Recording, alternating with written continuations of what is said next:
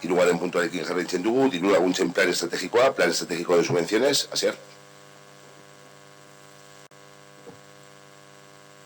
Bueno, el plan estratégico de subvenciones marca la línea de estrategias de actuación en 2020. Los diferentes ámbitos de actuación son acción social, cooperación y desarrollo de derechos humanos, euskera, deporte, cultura y educación, promoción económica, igualdad, vivienda, patrimonio histórico y urbanismo. El plan marca los contenidos de la ordenanza reguladora de concesión de subvenciones, los objetivos, la modalidad de concesión, los destinatarios, los importes que se van a conceder y la aplicación presupuestaria. Va acompañado del anexo que se detallan las mismas, están agrupadas por áreas de actuación y se incorpora al presupuesto y determina los objetivos estratégicos y específicos de cada área.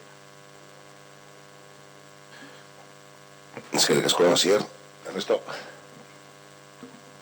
Sí, se especifica, es que a lo mejor no lo he visto todo completo, el anexo está dentro del propio documento del plan de subvenciones.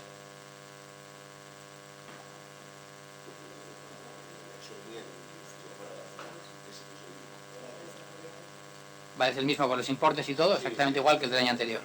Vale, vale. Sí, bueno, las pequeñas.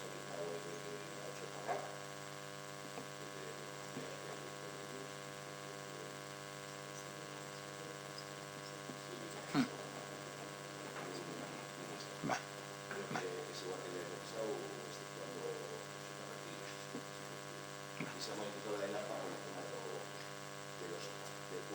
Sí, el cambio de meses. Vale. Sí, vale.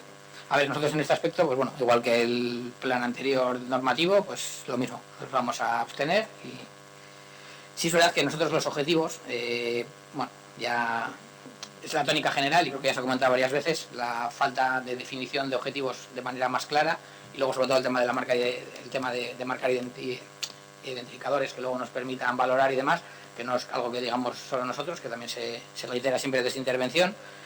Y bueno, hemos tenido algún cruce de correos con alguna reunión que se ha planteado con algún técnico. Parece que hay incluso técnicos que no tienen muy claro cómo tiene que funcionar el tema de los objetivos, el tema de los indicadores y demás.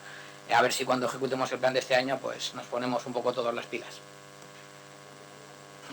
Es que digas con esto, bueno,